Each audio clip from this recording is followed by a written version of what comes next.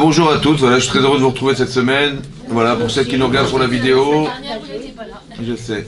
Et pour celles qui nous regardent sur la vidéo, donc on se trouve au SEM 19, aux 4 rue de Thionville, dans le 19e arrondissement de Paris. Voilà, des cours qui sont donnés depuis 10h du matin jusqu'à 14h. Vous avez tout invité à venir participer et partager ces cours. Parashat Mishpatim. Alors c'est marqué dans la Parashat Mishpatim la chose suivante. L'otate, oui, ça commence comment? Voilà. Vedal l'otedar merivo. Donc on a plein de, vous savez, il y a plein de mitzvot dans cette paracha. Et bon, je vais entamer quelques mitzvot pour essayer d'expliquer l'esprit de la Torah. Ouais, c'est important que l'esprit de la Torah n'est pas forcément la logique qu'on aurait pu imaginer, mais il y a une autre logique qu'il faut avoir en tête, c'est celle de la Torah. C'est marqué Vedal l'otedar berivo. Vedal, donc quelqu'un qui est un indigent, un pauvre.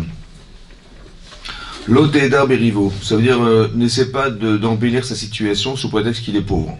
Oui, c'est-à-dire le pauvre, on va dire le pauvre, donc en fait il est accusé de vol, je sais pas, et puis on se dit, allez c'est pas grave, hein, c'est pas si grave que ça, le riche il a de l'argent, s'il perd un peu plus, ça sera du chesed pour lui, ça sera de la tzedaka, et on va avantager le pauvre. Alors on dit non, l'otedar, ça veut dire qu'il faut savoir être objectif, c'est ça qui est compliqué, c'est-à-dire que mon cœur me dit, c'est pas grave, allez aide-le, en tant que juge, mon cœur me dit ça, et d'un autre côté, je sais que c'est pas légitime parce que il a volé et puis c'est pas forcément l'aider, c'est peut-être l'encourager à continuer à voler. Oui. Donc d'un côté j'ai pitié, ça fait partie des qualités humaines qu'on doit avoir, mais de l'autre côté il y a de la pitié qui doit mettre de côté. On doit mettre de côté cette pitié. Donc on demande de faire un travail sur soi-même, c'est-à-dire entre les valeurs qui représentent, disons la miséricorde qu'on doit avoir des personnes, et de pas être et d'être intransigeant vis-à-vis de ça pour éviter que cette personne continue à fauter. Voilà. Et un petit peu avec nos enfants, un petit peu comme ça, oui, avec nos enfants, comment ça se passe? Ils ont eu 0 en maths. Alors, pour faire augmenter la moyenne, qu'est-ce qu'on fait? On dit, bon, écoute, passe-moi l'exercice, la prochaine fois, voilà, et puis je vais le faire à ta place, et puis comme ça, tu auras 20 sur 20, et tu vas rétablir un peu ta moyenne. C'est ça, parce que ce qui compte, c'est la moyenne, il faut qu'il passe de classe, vous comprenez? Bon, est-ce qu'on lui rend service? Non. Mais nous, on se dit, quand même, je veux pas l'archouma que mon fils il est nul quand même, hein. Et donc qu'est-ce qu'on fait? On fait ça, mais en fait il faut pas avoir pitié. C'est marqué Michel Bodarat, quelqu'un qui n'a pas de darat, c'est-à-dire qui est pas forcément très intelligent, assour les rachem alav. Assour les rachem alav. Assour, c'est interdit d'avoir pitié de lui. C'est avoir pitié. Et ça c'est très dur. Pourquoi c'est dur? Avoir de la pitié de lui, ça veut dire le pauvre, il va encore souffrir et tout, mais en fait on lui rend pas service parce que en fait il s'est jamais engagé, vous avez compris? Ou alors il veut pas apprendre, ou alors donc il vaut mieux s'interroger et pas fermer les yeux devant la problématique en prétextant qu'on va tricher. Comme ça au moins il aura la satisfaction d'avoir une bonne note. En fait on lui rend pas service parce que finalement il sait pas se débrouiller, vous comprenez? Donc c'est entre la miséricorde qu'on aurait de son enfant et le fait d'attendre de lui quelque chose qui va se confondre l'un dans l'autre. Et donc il faut essayer de se maîtriser, on va dire. C'est un peu pareil ici. C'est-à-dire ne pas regarder la personne pauvre comme étant défavorisée. On va pas en plus l'accabler de devoir rembourser ce qu'elle a volé, etc. Non, il faut dire, ici il a volé, il faut qu'il s'arrête. Donc il faut être à la fois rigoureuse et à la fois aussi des fois intransigeante. Ensuite c'est marqué Ketiv Gashor Oivecha. Lorsque tu vas rencontrer le taureau de ton ennemi, au Chamoro, son âne, Toé qui s'est égaré. Voilà, vous avez quelqu'un qui est votre ennemi, hein? Et puis vous avez vu son âne qui s'est égaré. Qu'est-ce que vous faites en général? Hein? Dieu est grand, bon Hachem, vous avez vu comment c'est beau quand même, la justice divine. Alors la Torah dit non, achète tes chevinoulo. On dit non, ne laisse pas comme ça, ne ferme pas les yeux devant ça, et il faut lui rendre. Encore une fois, ça veut dire qu'est-ce qu'il faut savoir faire? D'un côté, tu peux pas le supporter, c'est ton ennemi celui-là, tu vois, ton voisin là-haut qui fait du bruit toute la journée, et tu as vu son âne là-bas qui s'est égaré, il dit qui s'en aille, allez, qui? Et on dit, c'est ça qu'on aurait imaginé, la logique c'est de dire qu'il aille, si sa femme elle s'appelle Tamar, qu'il aille chez Tamar. Et là on dit là en inverse, achète tes chevinoulo, ça fait abstraction de tout ce que tu sais de lui, pour faire la mitzvah de lui ramener. Comme c'est qu'on voulait nous dire. C'est dur, mais on le fait quand Ah, même. c'est très dur. Hein. Ouais. Ça veut dire essayer de le voir autrement. Et ça, on va essayer de réfléchir à ça aussi. Donc on voit que la Torah nous demande d'aller contre nature. C'est dur quand même. Ensuite, c'est marqué qui tirait Hamor son acha. Alors carrément, là tu vois l'âne de la personne que tu haïs. Tu as gardé de la haine contre lui, tu as gardé de la haine contre elle, ou de la jalousie, ou de la rancune, je sais pas moi, de la vengeance. Hein? Je peux même pas l'avoir en photo. Même pas l'avoir en photo, celle-là. Ça va? Et tu vois que cet âne-là, il est rovet stachat masao. Ça veut dire qu'il est écrasé sous la charge qu'il est en train de porter. Chadata mazovlo, est-ce que tu vas abandonner l'idée de l'aider? Ouais, azov ta azovimo. Ouais, va l'aider avec lui. C'est la personne que tu haïs. Ouais. La Gemara dans la métier, elle donne l'exemple suivant. Ouais. Imaginez-vous, vous avez votre rave, il est là devant vous avec un âne, et il faut l'aider à décharger son âne. Il est chargé et donc il pèse. Donc il y a deux choses, ma mitzvah déjà d'aider son rave, hein, votre rave, et aussi vous voyez qu'il y a une mitzvah de décharger un âne, parce que vous savez qu'il y a une interdiction de la Torah de laisser souffrir un animal. Donc j'ai deux mitzvot. Un, je vais aider mon rave, je vais faire du chesed, et deux, je vais décharger un âne qui souffre. Ouais, mitzvah minatora. Ouais, parce que vous savez qu'il y a un interdit de la Torah de faire souffrir les animaux. Donc je vais faire deux mitzvot. Mais d'un autre côté, je vois mon ennemi juré là-bas. Oui, il a son âne, mais il faut le charger là. Il faut l'aider à charger son âne, ou il n'est pas là, et donc je vais l'aider à charger, ou bien il me demande de l'aide. Ou il demande de l'aide. Ouais, mais c'est mon pire ennemi celui-là. Mon pire ennemi est la personne que je supporte pas. Même en photo, je n'arrive même pas à le voir. Ouais. Et quand je le vois, je change de trottoir, carrément. Je le haïs, c'est une personne que j'haïs. D'un côté, j'ai une mitzvah de chesed d'aider le rave, et d'un côté, une autre mitzvah de décharger un âne qui souffre, et d'un côté, bon, il faut l'aider, hein, mais j'ai pas envie de l'aider, quoi, sur l'autre là-bas.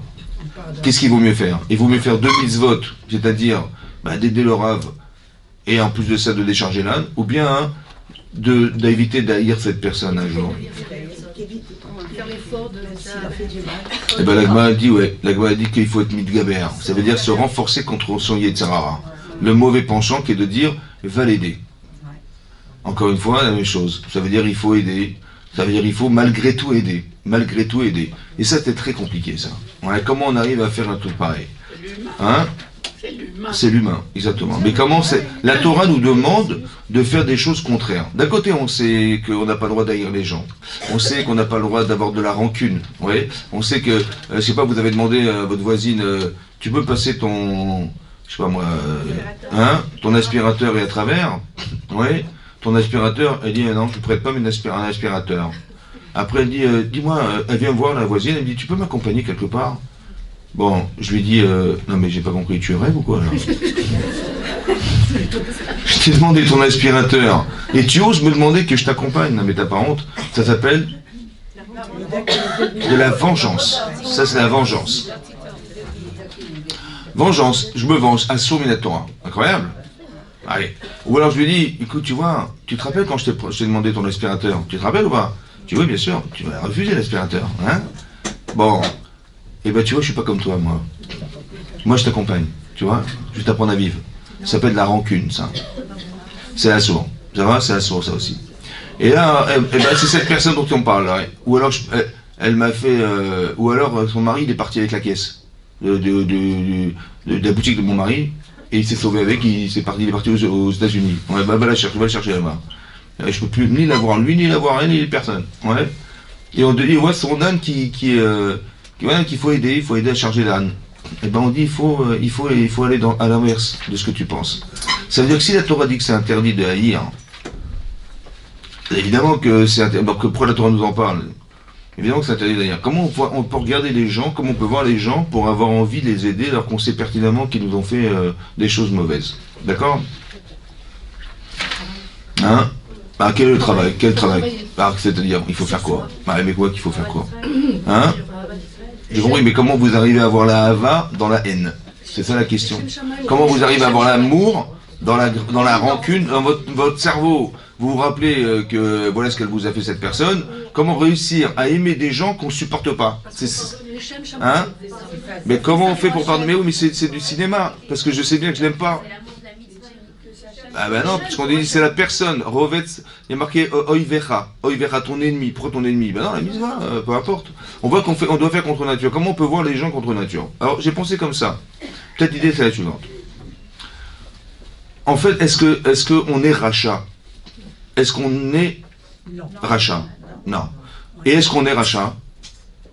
N'être rachat et est-ce qu'on est rachat? Ouais. Est-ce que le rachat il a un nez? Non, non. Est-ce qu'on est rachat? On n'est pas rachat en fait. C'est quoi un rachat en fait? C'est un choix. C'est un choix. Ouais. C'est le choix d'être rachat. Ça veut dire quelqu'un il a dit voilà, il aurait pu faire des bisous, il a fait des avérotes. Il aurait pu rendre service, il rend pas service. Il aurait pu penser aux autres, il pense à lui. Ce qui compte est le centre d'intérêt, c'est lui. C'est un choix en fait. Oui. Elle m'a fait quelque chose qui m'a énervé, elle est devenue mon ennemi. Elle m'a fait quelque chose qui m'a énervé, je suis haineuse. Je peux pas la voir. Je peux même pas la voir en photo, même en rêve. Voilà. Mais en vérité, elle a fait un choix. Attendez, écoutez-moi bien. Elle a fait un choix. Comment? Elle a fait un choix. C'est un choix. Elle a fait le choix. Mais est-ce qu'elle est la personne? Est-ce qu'elle est son choix? Non. Alors je veux dire, la pauvre.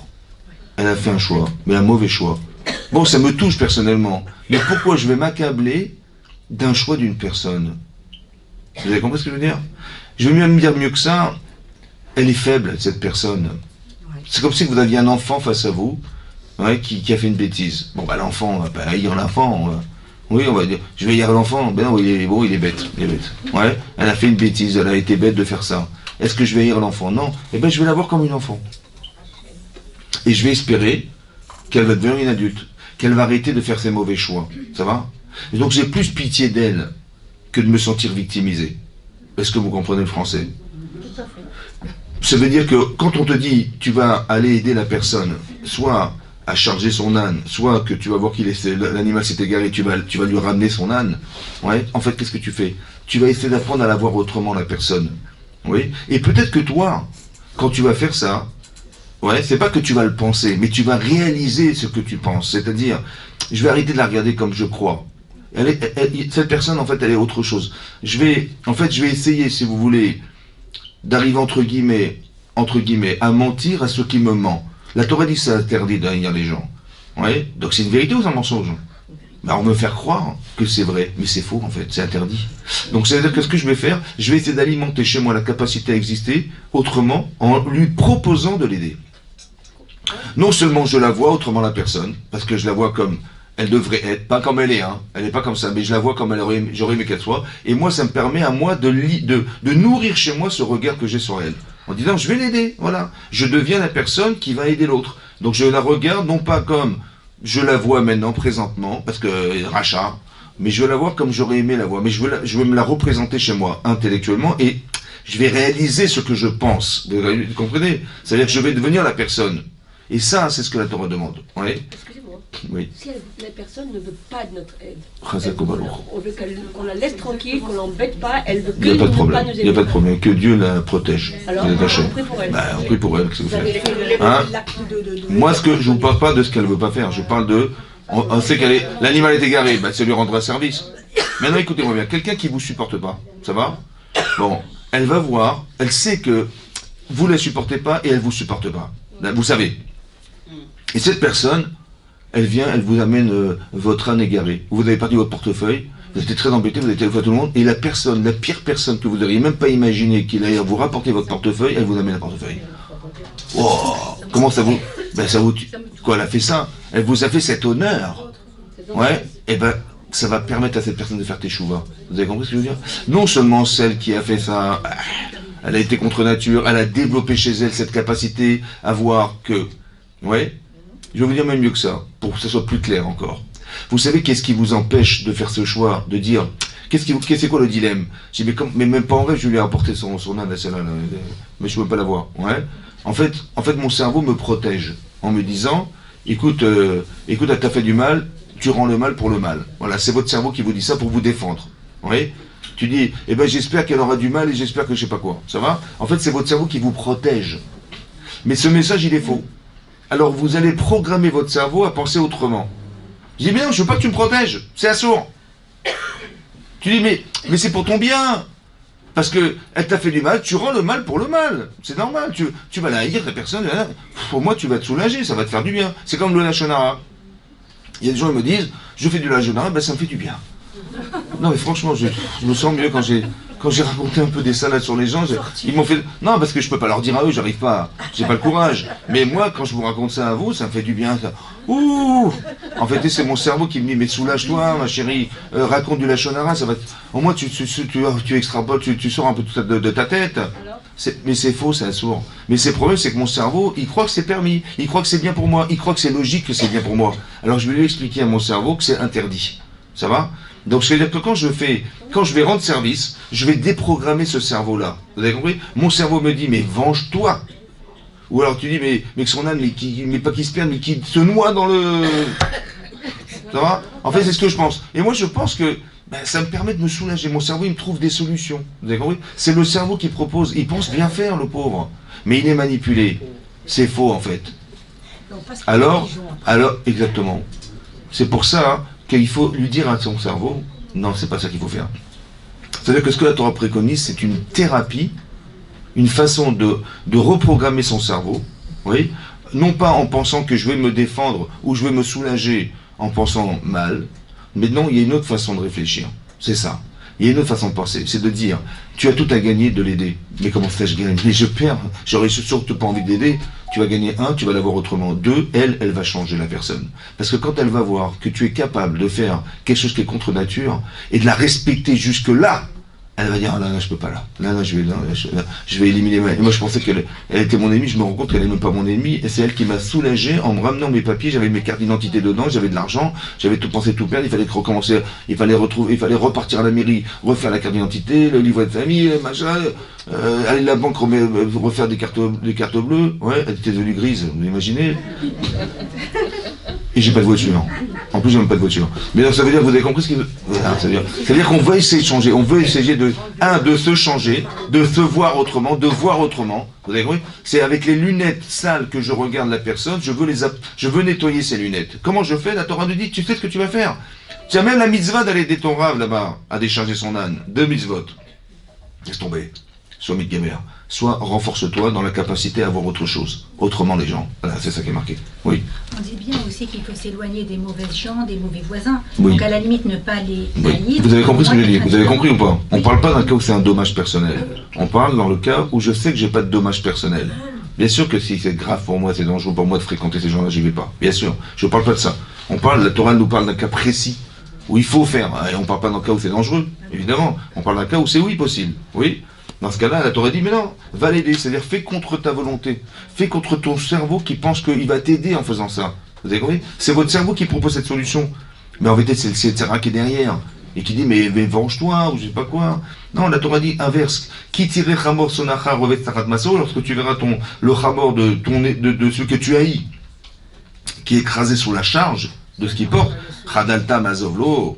Genre, même la Torah s'étonne quoi, tu vas abandonner l'idée de l'aider. On est à ça, t'as une mauvaise, va l'aider. Incroyable. Son Ara, c'est pas celui qui déteste. Ouais, celui qui te déteste. Hein? On parle de lui ou de notre... Tu rentres ton ennemi. Quelqu'un, tu sais que c'est un rachat, et tu as même la mitzvah de haïr, celui-là, comme ça dit la Gemara. Et ben, quand bien même, c'est quand même. C'est-à-dire qu'on veut essayer de corriger les choses. On veut pas essayer d'entériner la chose en disant, voilà, il est rachat, non. Si je peux, moi, changer ma façon de le voir, etc. Vous avez compris pourquoi c'est comme ça? C'est très important. Pourquoi c'est important? Parce qu'on n'est pas tous des tzadikim, je vous rassure. Donc quand Hachem, il nous juge, j'ai pas envie qu'il pense qu'il va me regarder comme moi je pense. Non, j'aimerais bien qu'il me regarde autrement. Et c'est ça que on est en train d'inverser des choses. Parce qu'on a envie d'être... De la même manière qu'on n'aurait pas voulu être jugé de cette manière, on ne va pas juger les gens non plus comme ça et les condamner. L'otate mishpat evionecha berivo, pareil. Donc tu ne dois pas détourner le jugement, te pencher evionecha de l'évion, c'est-à-dire de l'indigent, berivo dans sa dispute. C'est marqué midvar sheker tirchak. Très intéressant. Midvar sheker, d'une parole mensongère, éloigne-toi. Il n'y a pas marqué de prononcer des mensonges. Il est marqué de s'éloigner. Très intéressant. Vous avez vu? Il y a marqué midvar sheker. Il n'y a pas marqué que c'est interdit de mentir. Il y a marqué qu'il faut s'éloigner du mensonge. Midvar sheker, tirchak. C'est pas péché de mentir. Il n'y a pas marqué, c'est péché, mais c'est pas marqué dans un interdit, ne mens pas. C'est marqué éloigne-toi. Donc on doit s'éloigner du mensonge. Ça veut dire que s'éloigner, C'est rare dans les mitzvot où on voit qu'on doit se protéger de quelque chose. Vous voyez? Par exemple, de téléphoner dans les cours, je sais pas moi, il faut s'en éloigner. Mais non, ce que je veux dire par là, hein, c'est de s'éloigner du shaker. Ça veut dire quoi? Il faut sentir. Et il faut sentir ça sent mauvais. Ouais. Quand vous voyez un danger quelque part, bah, vous dites, bah, on va pas s'approcher du danger. Ouais, ça brûle. Alors il faut s'éloigner du shaker. Ça veut dire que c'est très subtil le shaker. Quand je dis le shaker, ça veut dire le mensonge. Vous voyez? On doit s'éloigner du mensonge, ça veut dire que sentir qu'on est trompé. Alors, le shaker. Alors c'est très intéressant. Pourquoi c'est intéressant? Parce que des fois on décide des choses dans sa vie et on est sûr que c'est vrai. Alors qu'en vérité, c'est du mensonge.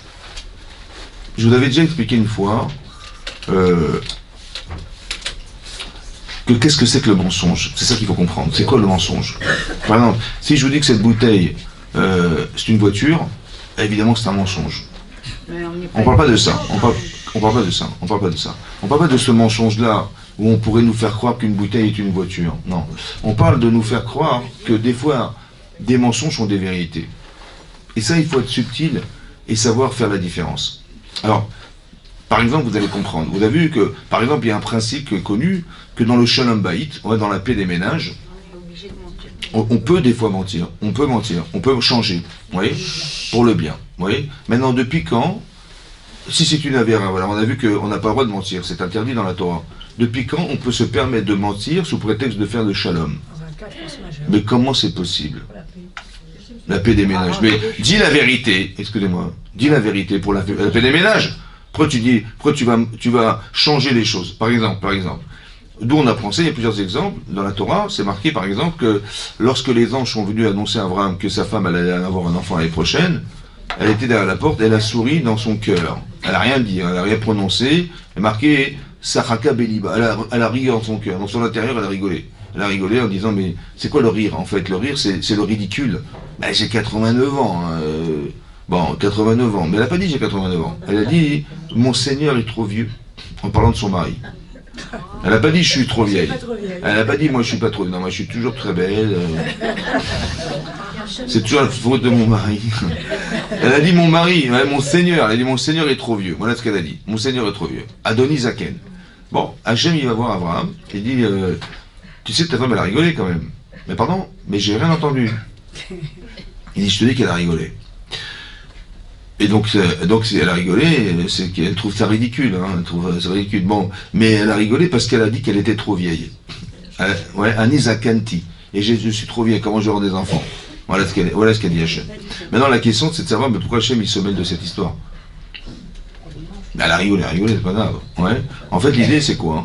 C'est que si elle trouve ridicule d'être enceinte à son âge, elle pourra jamais tomber enceinte. Bah oui, parce qu'elle n'y croit pas. On peut pas lui donner, Hachem ne peut pas donner à quelqu'un quelque chose qu'il n'a pas envie, ça va? Ou il n'y croit pas, c'est pas possible.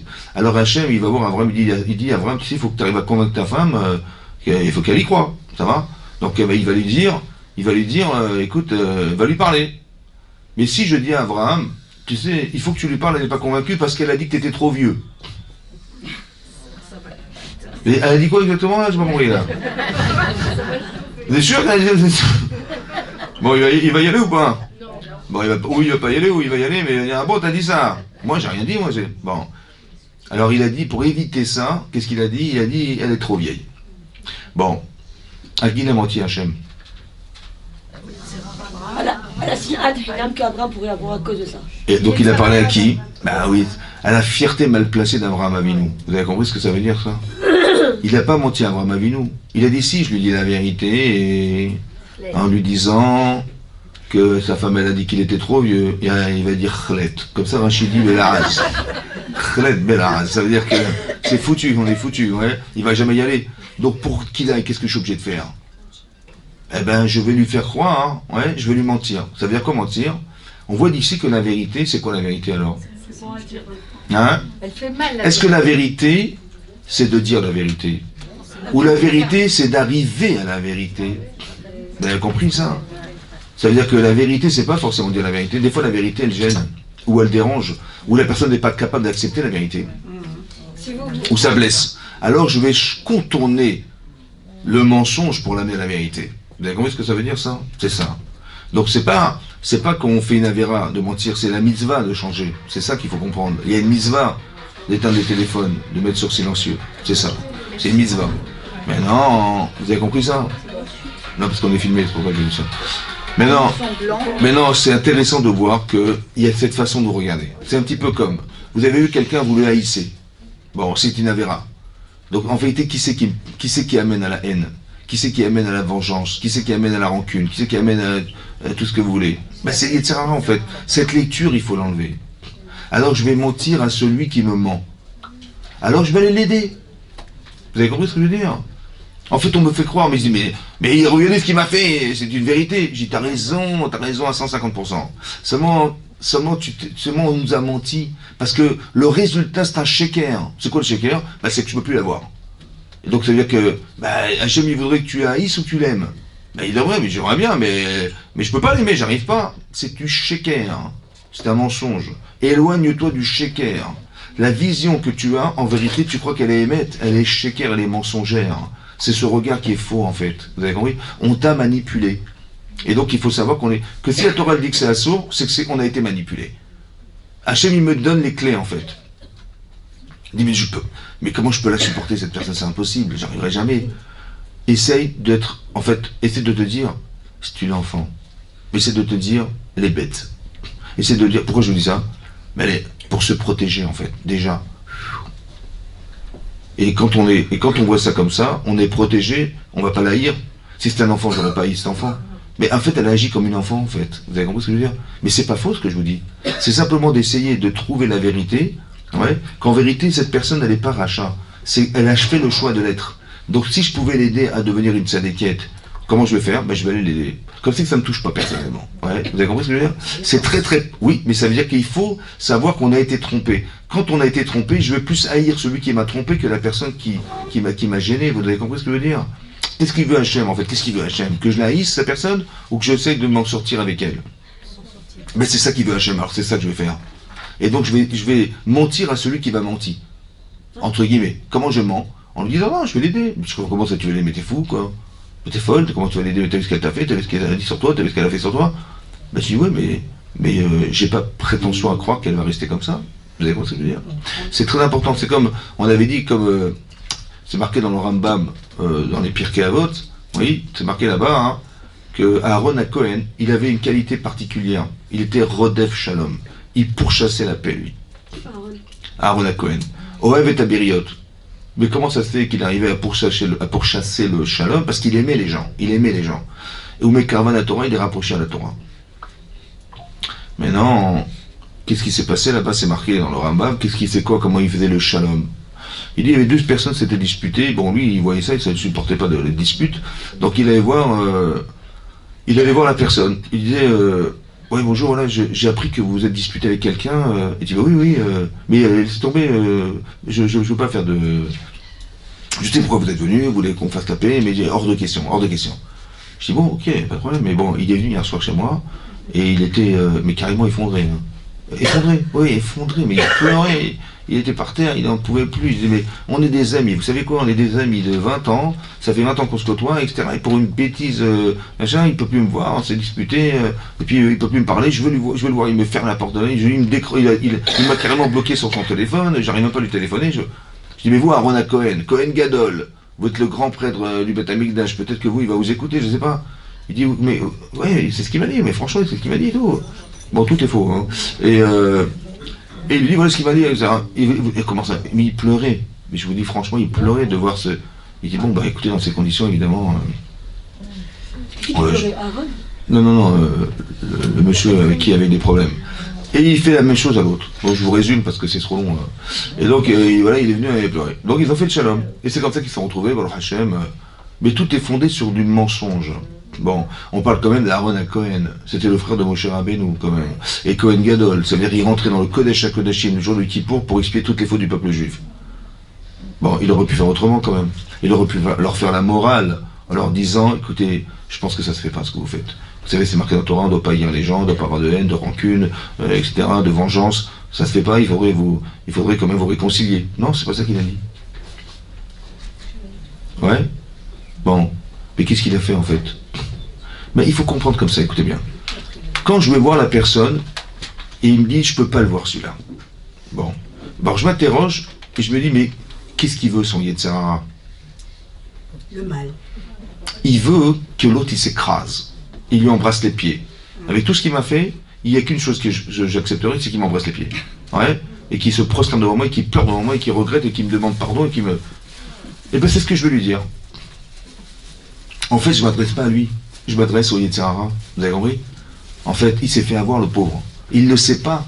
Mais comme je l'aime, je suis Aaron Cohen, je l'aime, je sais qu'il s'est fait avoir, je sais qu'il a été stupide de rentrer dans ce jeu-là. Il s'est fait, en fait, c'est son shaker, le shaker du Yetzer Hara qui l'a fait se manipuler de cette manière. Alors je vais mentir au Yetzer. Ça va? C'est pas à lui que je parle. C'est au Yetzer Hara. C'est pas Abraham à qui on parle. C'est au Yetzer Hara d'Abraham qu'il faudrait lui faire dire, mais par fierté masculine, comment elle a osé parler de moi comme ça, mais tu vas voir ce que je vais lui faire. Ouais? Alors je vais mentir. Je vais mentir. Je ne mens pas la personne. Vous avez compris comment c'est subtil? Vous avez compris? Ça veut dire que comment dire, tu dois savoir que ce qu'il essaie de faire à Aaron, c'est d'éloigner la personne du shaker. Vous avez compris ce qu'il a fait? Vous avez compris ce qu'il a fait? En lui disant, mais il est venu pleurer devant moi, il avait machin. En fait, qu'est-ce qu'il fait en fait? Il dit, maman, il était comme ça. Ah oui, donc il a... je peux que le pardonner, je peux que lui pardonner. Quand vous rendez service à quelqu'un que vous haïssez, mais la personne elle sait que vous l'haïssez, mais comment vous avez osé, comment vous avez eu la force de lui rendre service? Waouh, ouais. Et bien là on voit le Hémet. C'est ça qui est fou. Et là je me suis rendu compte que cette personne elle n'est pas si mauvaise que je croyais, puisque malgré tout elle était capable de me rendre service à ce point-là. J'ai perdu mon portefeuille, elle me l'a ramené. Estomaqué. Mais en fait, qu'est-ce qu'on a fait? On a juste remis en place quelque chose qui était issu du shaker, du mensonge. Éloigne-toi du mensonge. Ça veut dire qu'il faut bien comprendre que psychologiquement, on va dire qu'on est entamé par quelque chose qui nous empêche d'avoir cette relation. Oui. C'est vrai dans le shalom baït, c'est vrai dans les shalom entre la paix entre les personnes, etc. Il faut bien comprendre qu'il y a derrière une manipulation émotionnelle qui va nous empêcher de faire. Maintenant, comment ça marche? Parce que j'ai mon amour propre, parce que j'existe, parce que et l'autre elle me regarde même pas, elle me parle pas, elle m'ignore, et puis elle me fait des coups dans le dos, et machin, mais je peux même pas la supporter. Mais en vérité, pourquoi je m'en éloigne? Parce que mon cerveau il dit, mais protège-toi de tout ça. Ouais, éloigne-toi d'elle, et fais en sorte que, etc. Donc, c'est une manière très très intelligente pour le cerveau de dire, écoute, je te protège. Je dis, non, c'est pas ça que je veux. Je veux pas cette protection, elle est fausse. C'est un shaker. En fait, tu t'es fait, en fait, au cœur de tes émotions, tu t'es enfermé. Au cœur de tes émotions, mais qui c'est qui manipule le cœur? Ben, c'est lié de Serara, vous avez compris? Donc il faut savoir, est-ce que c'est juste ce que je ressens ou c'est faux ce que je ressens? La Torah nous dit, tu sais, c'est shaker. Ce que tu ressens, il faut. Oui, parce que si au final c'est de te séparer des gens, de fracturer ta relation à l'autre, et de faire en sorte qu'Hachem ne puisse pas résider dans ce monde dans lequel il aurait voulu que soit, alors tu t'es trompé, c'est du shaker. T'as compris maintenant? Voilà. Et bien ce mensonge-là, il faut s'en éloigner. Midvar shaker tirchak. Éloigne-toi du shaker, de cette façon de penser qui est fausse. C'est ça. Venaki va être sadique à Taharog. Si quelqu'un dit Rashi, il a été jugé. Bon, et majoritairement, il a été jugé par les juges qui ont dit qu'il était innocent. Et quelqu'un dit, ouais, je vais le condamner. Il dit, Venaki tzadik al Taharog. N'écoute pas celui qui va venir et dire, on va refaire le jugement, sous prétexte qu'il a une plainte à faire contre lui. Qui loas dit crachat, l'inverse aussi. Loas dit crachat, si quelqu'un il a été condamné, et que, en fait, il n'a pas été condamné, mais il est condamnable, mais les juges ont considéré qu'il était innocent, je ne rendrai pas de tzaddik le rachat comme vous l'avez rendu de tzaddik juste. Parce qu'il y aura un jugement divin derrière. Ça veut dire qu'il y a deux choses à comprendre. Il y a, si quelqu'un il pense qu'il va s'en sortir en payant les juges, je sais pas moi, en faisant des magouilles, etc., de toute façon, il y a une justice divine. Donc ça sert à rien d'essayer de tromper les gens. Ça veut dire que, hein? La justice divine, elle est lente. Elle est lente. Mais non, parce que Dieu il est miséricordieux. Mais non, ce que je veux dire par là, hein, c'est que Hachem, parce que pourquoi c'est lent? Pourquoi c'est lent? C'est lent, hein, parce qu'Hachem il espère qu'on va faire teshuva. Mais non, si je vois que ça se passe pas, il y aura une justice divine. D'où on voit ça, ouais. C'est marqué l'Agma, dans ma cote, elle dit, l'Agma dit là comme ça. Il y a marqué Machal à Kadmoni. Il y a un Machal, c'est-à-dire une parabole qui est Kadmon, qui est depuis la création du monde. Qui dit, mais Rechem Yetzer Recha. D'un rachat, il sortira des choses pas belles, ouais, pas jolies. Et des tzadikim, il sortira des choses belles. Maintenant, ça veut dire quoi? Alors l'Agma explique comme ça, l'exemple qui est donné où il est connu, c'est quelqu'un, il a tué par accident. Ouais. Il est en train de couper du bois dans une forêt. Et qu'est-ce qui s'est passé? Il avait une hache. Ouais. Et la lame, elle n'était pas bien accrochée au manche, ouais. C'était une hache kénaze. Elle n'était pas très... Non, c'est vrai. Elle n'était pas fiable, quoi. Ouais. Et donc, il a coupé, et la lame, elle a sauté, et par accident, derrière lui, elle a tué quelqu'un. Qu'est-ce qu'il doit faire? Il doit partir en ville de refuge, il doit courir. Ouais. Mais il n'y avait pas de témoin. Donc, pas de témoin, il est mort, personne n'a su, pas de témoin. Ok. Et on dit qu'il est mort par accident, mais on ne sait pas qui l'a tué. Et il y a un autre type, il a tué volontairement quelqu'un. Il n'y avait pas de témoin non plus. Donc, on ne peut pas le juger, le condamner. C'est impossible. Qu'est-ce que fait Hachem? Ouais. Alors il va faire se rencontrer ces deux personnes dans une auberge, dit la Gemara. Mais non, il y avait une échelle dans l'auberge, donc le monsieur qui a tué par accident, il est monté sur l'échelle, et celui qui a tué volontairement, il passe sous l'échelle. Et par accident, monsieur il glisse de l'échelle où il est monté, il tombe et il tue la personne qui est en dessous. Et là, il y a des témoins. Donc la personne, elle est morte, qui avait tué Bémézid, elle est morte, et celle qui a tué par accident, elle est finalement partie en ville de refuge. Ça veut dire qu'il y a une justice divine, c'est ça que la Gemara veut dire. Ça sert à rien de faire croire que tu vas t'arranger, tu t'arranges avec les gens. Mais c'est du sheker, parce qu'en vérité, tu peux pas t'arranger avec les bons dieux. C'est dans ton intérêt d'être jugé, c'est ça que ça veut dire. Donc c'est ça qui est marqué là. Ensuite, c'est marqué shochad. Shochad, c'est des pots de vin. Oui, quand on est juge, oui, on n'a pas le droit d'accepter de l'argent. On est juge, oui. Pourquoi? Parce qu'il a marqué que le shochad, le pot de vin, il a deux incidences. Un, il est méhaver. Ça veut dire qu'il aveugle, aîné, pikrim, les yeux des gens intelligents. Donc c'est pas qu'il est bête, il est intelligent, il est très structuré, le Rav ou le Dayan, mais on n'a pas le droit de lui dire, écoutez, pour m'aider, voilà, je suis innocent, je vous dis d'avance, je suis innocent, même pour le émet, je ne peux pas recevoir d'argent. Le juge n'a pas à recevoir de l'argent, même si pour juger émet, la vérité. Il dit voilà, pour accentuer et pour accélérer la chose, pour l'encourager à trouver la vérité, je vais lui payer 30 000 euros. Assaut de recevoir de l'argent interdit. Pourquoi? Parce que c'est méhaver. En français, ça veut dire ça aveugle. Oui, il est marqué Veis Salef, et ça déforme, ça détériore d'ivrei tzadikim des paroles justes. C'est-à-dire que je vais entendre une parole d'une personne et je m'arrange avec, ouais, pour essayer de juger favorablement la personne qui m'a donné de l'argent. Voilà, c'est ça qui est marqué.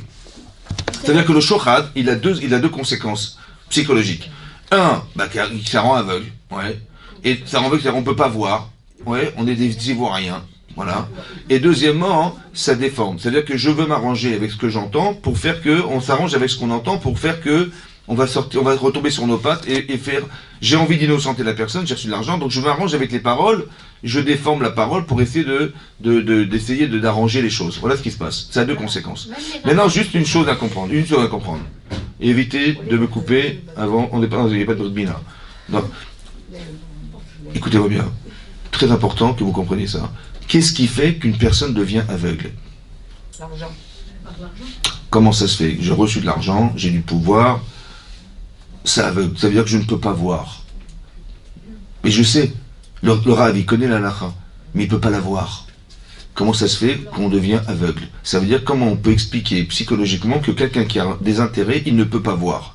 Comme la fille est tombée amoureuse de quelqu'un, ouais, elle veut absolument l'épouser, hein. On lui dit, mais écoute, ma chérie, c'est pas pour toi, il a rien à voir avec toi, ce garçon. Il dit, écoutez, d'abord, j'y crois pas, et puis il va changer, et après le mariage, tout va s'arranger. Bon, j'ai pas compris. Bon, je te vends pas une voiture, là.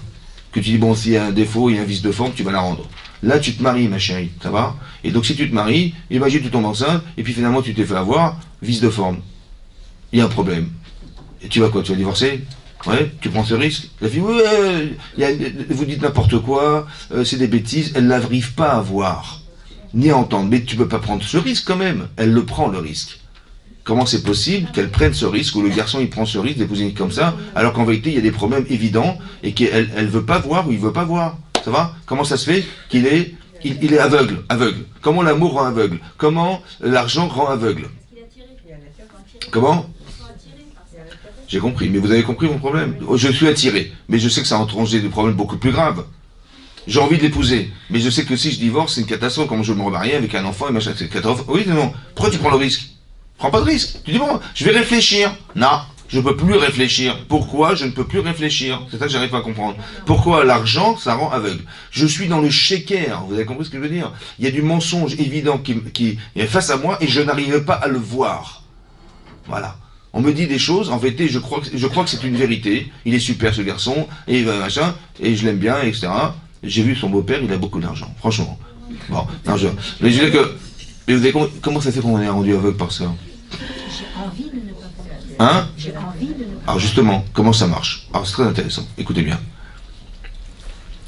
La pensée est issue du désir. C'est-à-dire, j'ai envie de partir en vacances. Comment je vais partir en vacances? Tu peux regarder sur la tête, là ici, il y a le prix du vol, mais il n'y a pas les valises. Quelles valises? On peut prendre 1 kilo, 23 kilos C'est-à-dire que j'ai envie de partir en vacances. Et ben je cherche d'abord à savoir une destination, combien coûtent les billets, etc., etc. J'ai envie, je sais pas moi, de déménager. Où est-ce qu'on va habiter? Ben, je vais chercher. J'ai envie de changer de travail. Ben, j'ai envie, donc je vais chercher. J'ai envie de mettre le pied sur la Lune. C'est pas possible. Alors je vais inventer une fusée qui va nous permettre d'accéder un jour à ce rêve. Et lorsqu'on aura ça, ouais, bravo. Mais si tu n'avais pas envie de mettre le pied sur la Lune, tu n'aurais jamais fabriqué une fusée aussi complexe intellectuellement. Tu n'aurais jamais fait. Donc je vois d'ici une chose importante, c'est que la pensée, elle est issue du désir. C'est parce que je désire que je pense. Mais si je ne désire pas, je ne pense pas. Mais non. Vous avez compris? Voilà. Mais non. J'ai reçu de l'argent, le juge, il a reçu de l'argent de quelqu'un. Est-ce que j'ai envie de le condamner?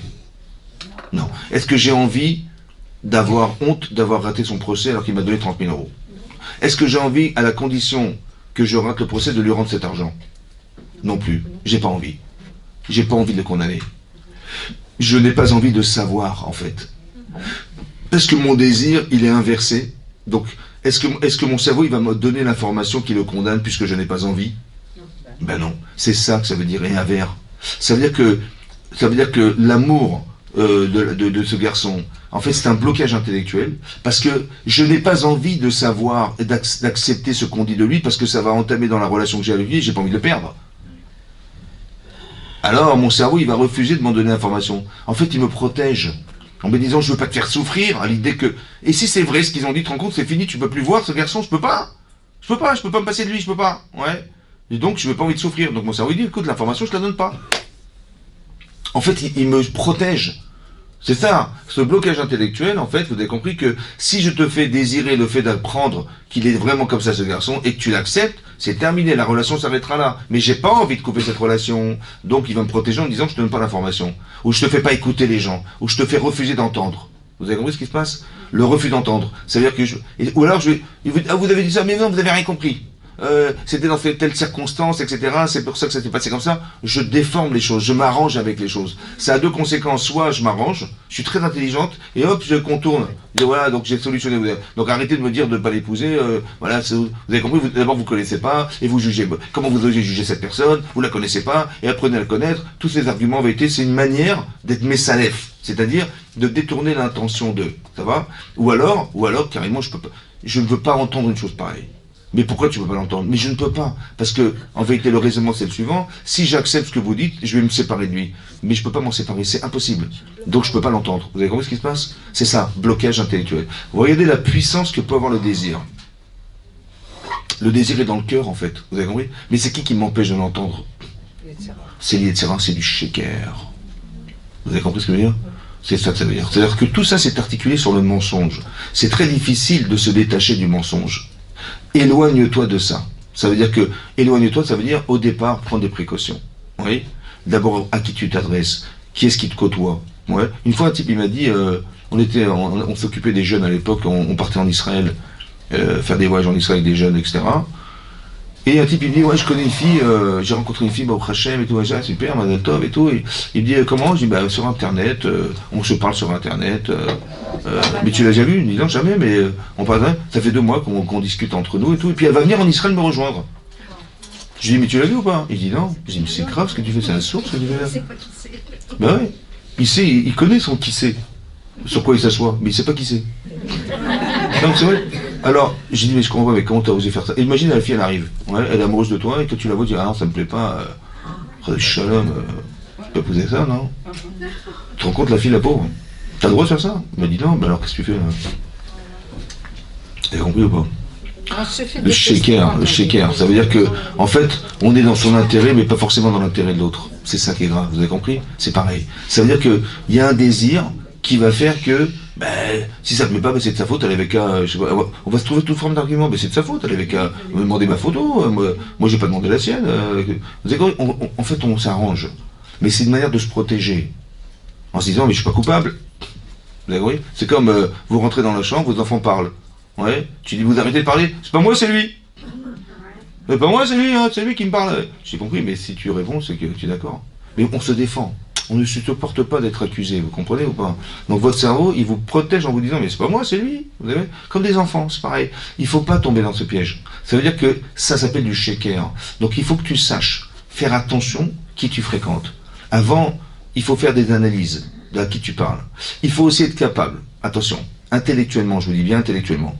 Non seulement il ne faut pas forcément accepter de réaliser son désir, parce que j'ai envie de me marier. Alors je rencontre n'importe qui, peu importe la personne. Non, d'abord analyse, qui sait, comment ça. Oui, je dis mais c'est pas grave, je la rencontre et puis on verra. Comme il y a des gens qui me disent, j'ai fait 50 shidduchim, je peux plus les voir les shidduchim. Je dis pourquoi tu peux pas les voir? Ben 50 c'est énorme. Je dis mais moi toutes les filles qui venaient, moi on m'a présenté ça là, bon bah c'est pas ça. Mais à la fin c'est mais quand tu t'investis dans un shidur, tu vas rencontrer quelqu'un, mais tu t'investis, tu essaies de voir, de montrer ton meilleur profil, etc. Et c'est fatigant à la fin de. Mais je dis mais c'est ton cerveau que t'as saturé, mon vieux. Tu te rends pas compte que tu as saturé ton cerveau. À la fin il dit mais j'en ai marre de rencontrer des gens, on me présente n'importe qui. Mais c'est de ta faute. Tu t'es pas éloigné du shaker. Pourquoi? Parce que c'était shaker de croire que tu vas en rencontrer 50 et que tu vas pouvoir en voir 51. Non, c'est faux. Ça va? Ton cerveau, il supportera pas tout ça. Donc il faut que tu comprennes que ça, si tu t'en éloignes, s'éloigner du shaker, c'est de savoir que derrière, il y a quelqu'un d'autre derrière toi. Il y a un Yetzer Hara. Il faut essayer de t'en éloigner. C'est ça que ça veut dire. S'éloigner du shaker, c'est de s'éloigner de celui qui me ment, en fait, à l'intérieur de moi. Moi, je suis sûr que c'est une vérité, hein. Voilà, je suis sûr que c'est une vérité. Mais fais attention parce que tu veux défendre tes intérêts personnels au détriment de ce que le émet. Des fois, vous savez, des fois, il vaut mieux se dire comme ça. En vérité, je ne sais pas si j'ai un regard objectif. Ça veut dire que, est-ce que je pense aimer, j'en sais rien. Ben non, peut-être que je me trompe. Au moins, j'ai l'honnêteté de dire. Si quelqu'un vient me dire, mais écoute, tu te rends compte de ce que tu vas faire? Ben, heureusement que lui qui n'est pas dans ma vie personnelle et dans ma subjectivité de vie, il a le regard neutre. Il me dit, fais gaffe, fais attention à ça. Merci Hachem de m'avoir envoyé. Plutôt que l'inverse, de dire, mais de quoi je me mêle? Ouais, laisse-moi tranquille. Hein, vous avez compris ce que je veux dire? Parce que j'ai compris que, en fait, Hachem, il m'a envoyé quelqu'un pour m'aider. Et moi, je croyais que c'était quelqu'un qui voulait pas m'aider. C'est du shaker, c'est du mensonge. Il fallait que tu comprennes que peut-être tu t'es trompé, et peur de te tromper. Ça va? Je veux dire comme ça. D'un côté, tu peux être très attaché à une personne, mais tu pourrais aussi, à l'inverse, avoir peur de t'être trompé. Et la peur va étouffer, en fait, ou va éteindre cette flamme qui te pousse. La peur de se tromper. La peur de dire, mais attends, si je l'épouse, ce garçon, et finalement c'est vrai ce qu'on m'a dit, ouais, tu te rends compte le problème? Ce recul-là, il faut l'avoir.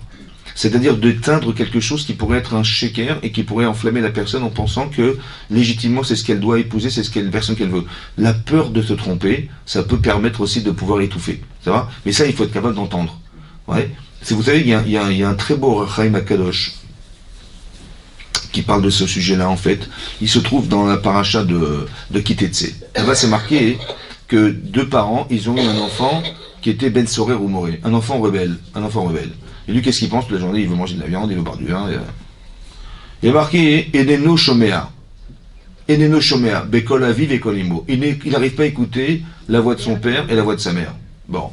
Là-bas, le Rachaim Akadosh, il pose la question. Il dit quoi? Eneno Shomea. Eno Shomea, en hébreu. C'est quoi? Comment dire? On appuie sur le nom. Eneno Shomea. Il n'écoute pas. Ouais. Eno Shomea en hébreu. Eno Shomea. Pourquoi Eneno? Alors, il explique comme ça. En vérité, la personne a choisi. Elle a choisi. Elle dit là-bas le terme, il dit, il a été mamlich son Yetzer Hara. Il a rendu roi son Yetzer. Ça veut dire quoi, rendre roi? Ça veut dire c'est lui qui dirige. C'est lui qui dirige. Ça va? Il dit comme il a rendu roi. Il n'existe plus. Non. Il dit que c'est le Yetzer Hara qui l'a rendu roi qui dit n'écoute pas tes parents. C'est un truc de fou. Regardez le Rachaim Akadosh, il explique là. C'est lui qui empêche la parole de ses parents de rentrer dans son nefesh, dans sa conscience. Comme si les sœurs dit, écoute, tes parents ne comprennent rien du tout, laisse tomber, machin. Donc ça veut dire que, vous avez compris ce qui se passe, ça veut dire que, quelque part, il y a un manipulateur à l'intérieur de soi-même, ouais, qui utilise des fois des qualités, hein, des fois des qualités personnelles, hein, d'honnêteté, des fois des qualités de je sais pas quoi, pour refouler la parole qui est en vérité le émet. Et donc c'est pour ça qu'il n'arrive plus à écouter ses parents. Et Neno Shomea, c'est pas lui en vérité, c'est l'Yetzirara qui l'empêche d'entendre. Donc ça veut dire que ça s'appelle du sheker. Mais il faut en être consciente. C'est-à-dire qu'il y a quelqu'un en moi qui me ment en fait.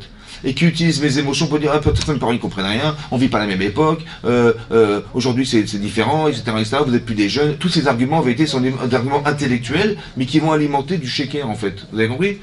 Qui alimenter du mensonge. Que quelque part c'est une manière de le faire croire qu'il est dans la vérité alors qu'en vérité dans le mensonge. Et de chômeur. Tout ça parce qu'il a des envies de manger de la viande, de boire du vin, il a axé sa vie là-dessus. Et donc il pense que c'est ce plaisir-là. Il n'arrive pas à s'en sortir autrement, mais ça lui procure du plaisir. Ouais. Et ce plaisir-là, il a axé sur la matérialité plutôt que quelque part trouver un besoin spirituel d'évoluer. Non, il dit j'ai pas trouvé. Par contre ça c'est concret, je kiffe la viande, je prends du plaisir à boire du vin, et c'est cette manière qu'il a de fonctionner qui le fait, qui aime venir rendre au roi.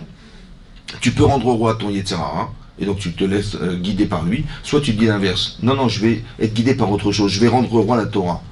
Rendre au roi, ça veut dire donner de la force aux valeurs qui sont marquées dans la Torah. Et je vais me rendre compte, en fait, c'est elle qui avait raison. Vous avez compris? Parce que tout le reste, en fait, a une limite. Vous savez que la différence entre le Yetziratov et le Yetzirara, c'est quoi? Comment je vais savoir que ce que je pense est juste ou ce que je pense n'est pas vrai? Hein? Mais comment vous savez?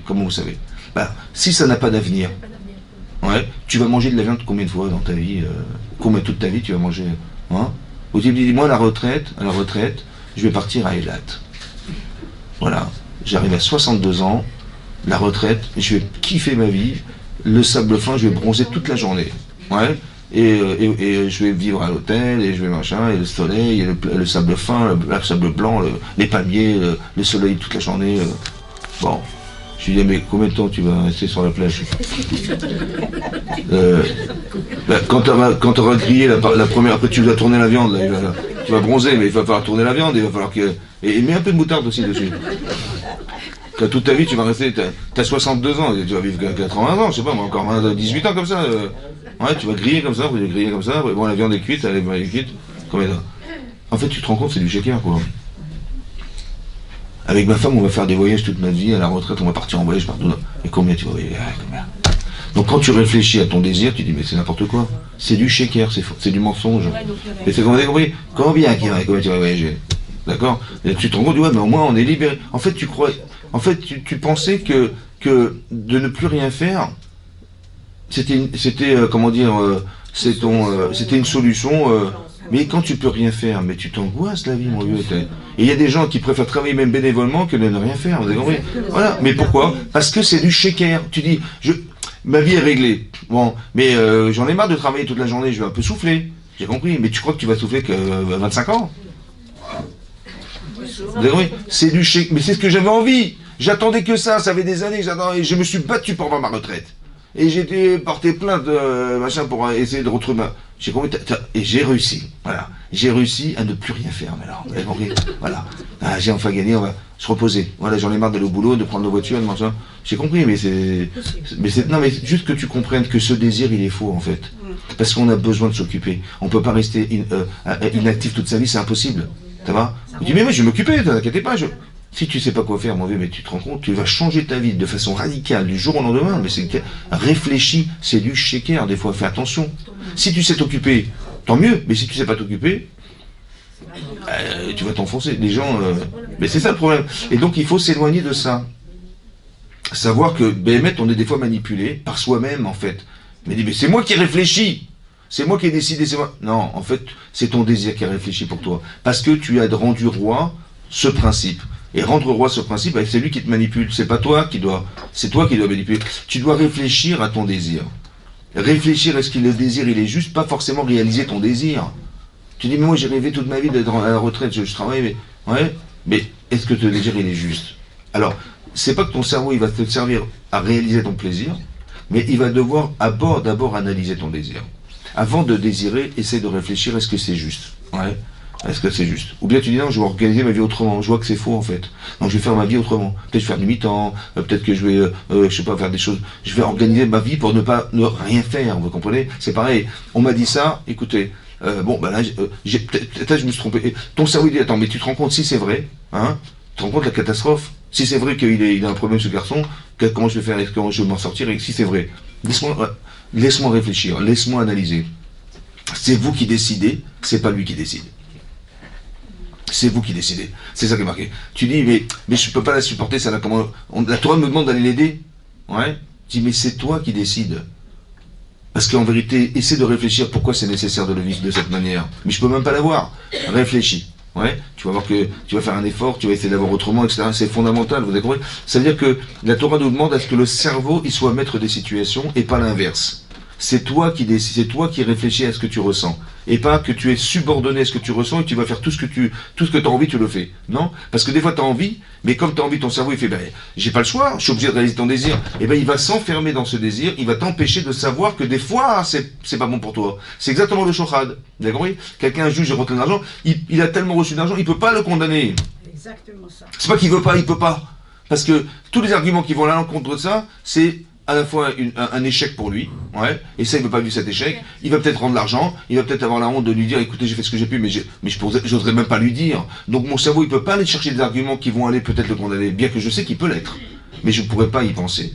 Mon cerveau est en fait, j'ai rendu roi celui qui m'empêche d'être libre de penser, c'est ça que je vous explique, c'est ça, donc il faut s'en éloigner au possible, et donc c'est ce que la Torah préconise. Vous avez vu que ça s'appelle le émet de la Torah ça.